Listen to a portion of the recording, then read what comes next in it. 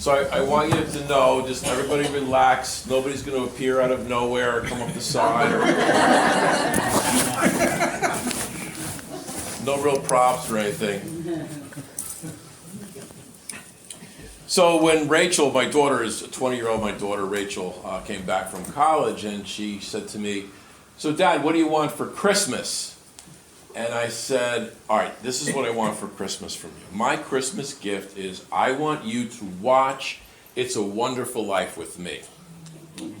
And then we'll go out and get a bite to eat and we'll talk about it."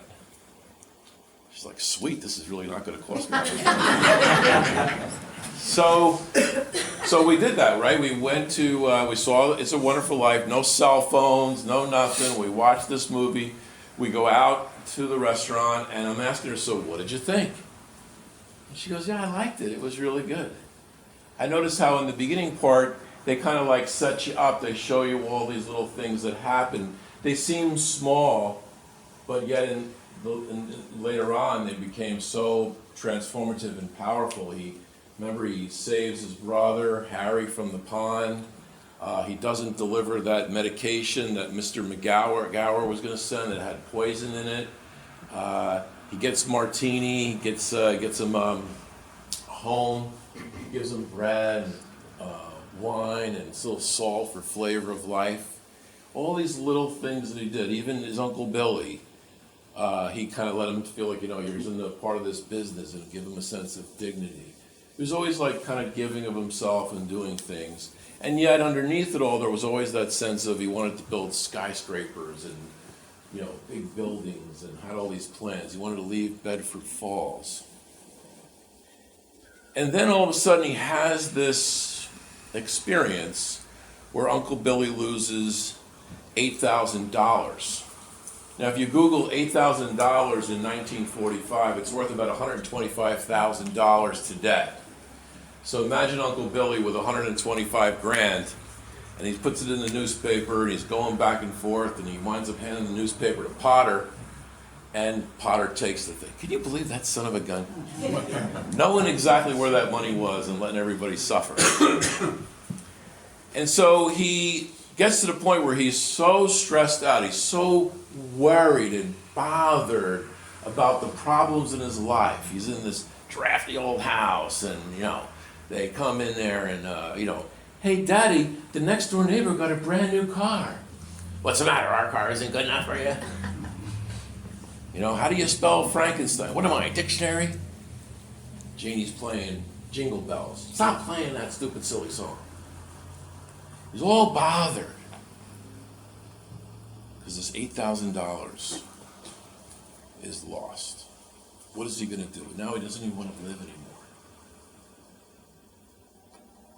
And then he has this experience, the divine, played by that angel Clarence. The divine experience comes in, and he has this sense of what would life be like if he wasn't born. And he realizes all the things that he took for granted, all the things that he just overlooked. He didn't understand all the impact. Harry would have passed away. Harry wouldn't have saved all those guys on the transport. That little boy would have been poisoned. All these things that happened. And suddenly, the simple little thing of Zuzu's petals that he puts into his pants pocket becomes so important to him. What a dad would do for his little girl, right? She's got her flower, and he's going to fix it for her, and he puts it into his pants pocket. And suddenly, he comes back. He comes back into that house. Nothing's changed. He's still out $8 grand. He's still going to jail.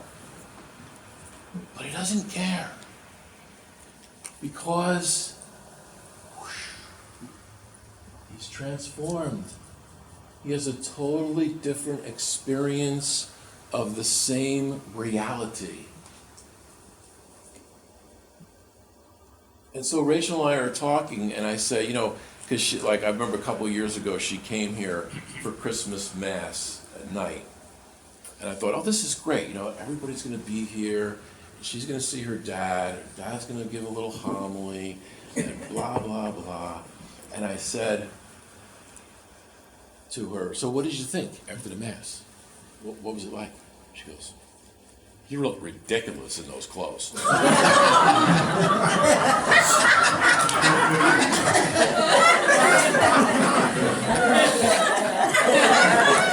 That's what you got out of this?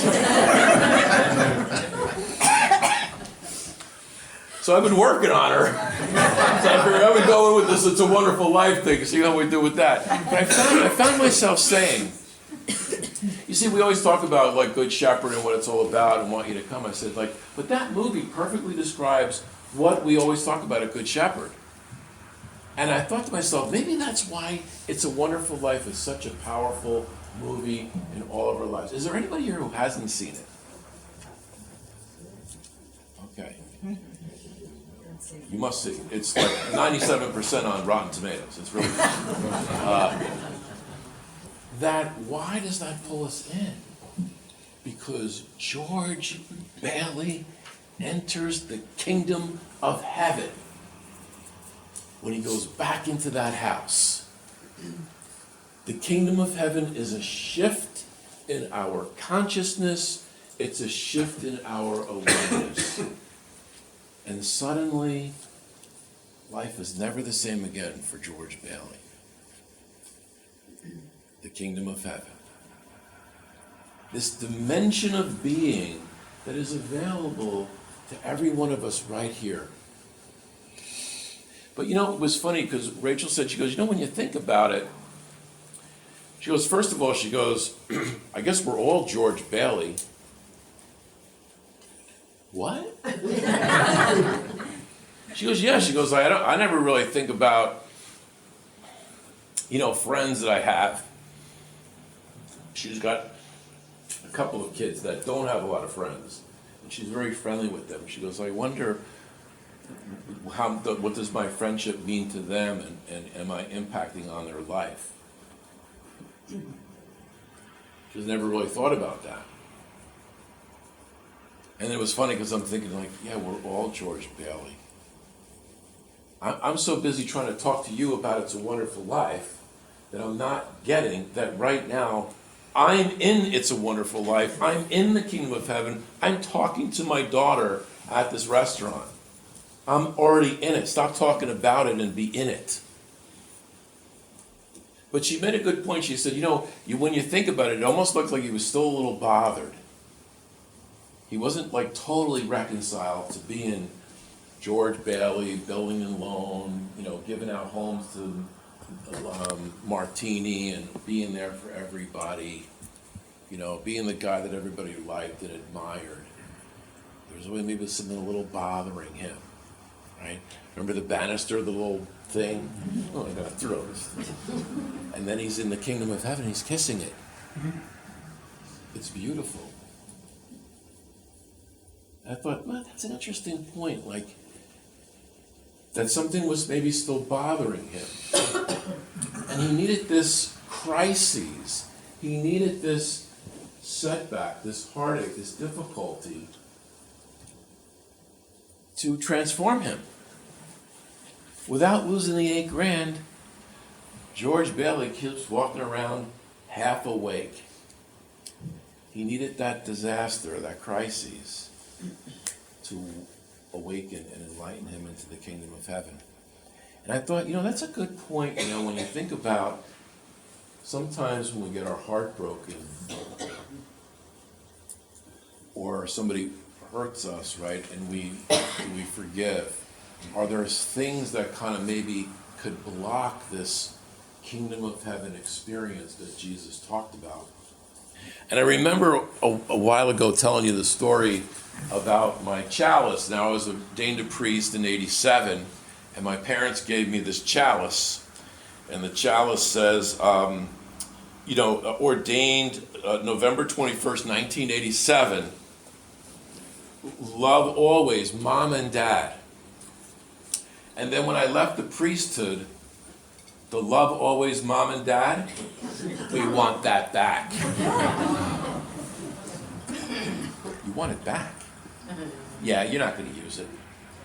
We're going to give it to some some priest in Vietnam or Guatemala or some third world country where they could really use it. So, well, I don't want to keep something that was a gift that you want back. So I'll never forget that day, seeing my father probably doing my mother's bidding, walking with this thing, this case. And I was like, it's just a thing. Big deal. I don't know, I'm 32, 33 years old. So what? Although there was a part of me thinking, you know what? Maybe I'm going to go back to the priesthood and I'm going to get my own chalice. I'm going to go back to the priesthood just to get my own chalice. You need your stinking chalice. But anyway, so then, like I had told you that, so 25 years later, my sister calls me up and tells me, you're not going to believe this, but I found your chalice. I said, oh, so she never sent it to Vietnam or Guatemala. It was always in the closet underneath the stairs for 25 years. But I remember getting it back and telling you that story and using it again. And I was like, wow, got so emotional. I didn't realize how much I was hurt. Now, believe me, I love my mother and father. If I could pick two people to be my mother and father, it would be Richie and Dolores. I'm so lucky that they are my mother and father. But we're all human beings. But I didn't know how much this hurt me. And I thought, how about all of us? There's the psychological hurt, there's a difficulty, there's a heartache, there's a loss. Where are we with that? Have we forgiven? Have we really let go? You know, we love to blow through the Our Father. La la la la la. Forgive us our trespasses as we forgive them. It's so nice, isn't it? Forgive us our trespasses as we forgive those who trespass against us. Wait a minute. No question about it, and it's so hard to do. But we are called by Christ to forgive. To forgive and to let go. How are you doing with all that? To really forgive and really let it go. You know? George Bailey is asked to forgive Potter. What? And you know, to see the bigger picture of things. I mean, let's face it, we live our lives with the human condition of confusion. Things happen. There's problems in our life. I remember that story of the woman. She was a doctor and she was pronounced clinically dead. And during this period, she said she had this overwhelming experience of wanting to forgive or being able to forgive those who hurt her, and she was really hurt in so many ways. And yet somehow she had a shift in the way she saw those people, and she was totally able to forgive them and had compassion for them. And she says, I remember almost not wanting to come back, but I did. Do you know that 5 years later after that experience, her son was killed? And she said, you know,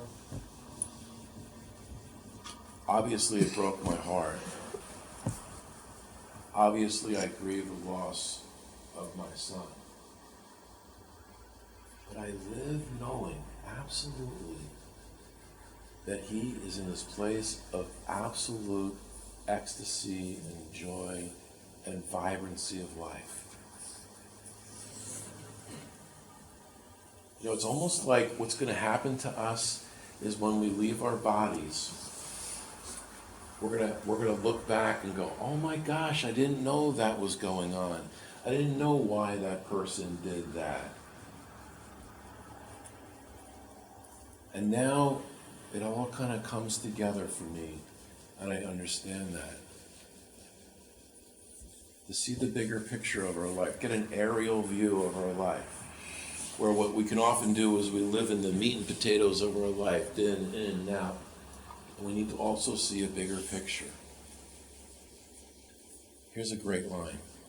God is always ready to give you so much more than he's asking you to let go of. God is always willing and ready to give you so much more than you're ever going to be asked to let go of it. We have to let go. We have to forgive.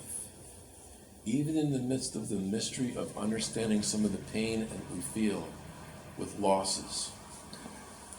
To somehow trust that there is this overriding dynamic going on in our life, in life. I use that example of One Strange Rock. It was on Netflix, where this sandstorm goes up. It takes millions of tons of sand. It goes over to Brazil. That sand is a perfect fertilizer for trees and plant life. The plants and the trees grow. They suck oxygen up the top of the tree to the leaves, which then vaporizes. And the largest river on earth is a vaporous river that then sends water and oxygen to another part of the earth that is deficient in water and oxygen. What? Like, to me, what is going on there? In other words, I love that example because to me it's like, that's the dynamic of God. Like, things that don't make any sense, the heartaches that we have to deal with, somehow or another, God is going to make that all right. The healing and the love is so much more powerful than the hurt. God is always willing to give us so much more than he's asking us to let go of. We gotta let it go. I really think that when those disciples, where do you live? I think they discovered that Jesus didn't live on 515 Nazareth Way. They came to discover that Jesus lived in a state of being. Jesus lived in a state of being of this God consciousness, and he knew he was one with the source of his life. He knew that the strength and the healing power was available to him all the time, and probably what makes Jesus unique to all of us, Jesus never left the kingdom of heaven. He lived in it all the time. Now, a lot of times what we do is we kind of stick our toe in that kingdom of heaven and like, oh, I got to go back. I got to go back to my problems and my worries and the heartaches and this and that. You just say, no. Let go of that. And step into that kingdom. And this is real. I'm not just blabbing away here. A state of being, a state of consciousness, a shift in the way we experience life, just like George Bailey. That's available to us. And it seems like it comes when we let go of those hurts and trust, let go and let God, come out of ourselves in the small little gestures of love, like Zuzu's petals, like listening to his son, how do you spell Frankenstein? Small little acts of love. And every time we do that, we experience being in the kingdom of heaven.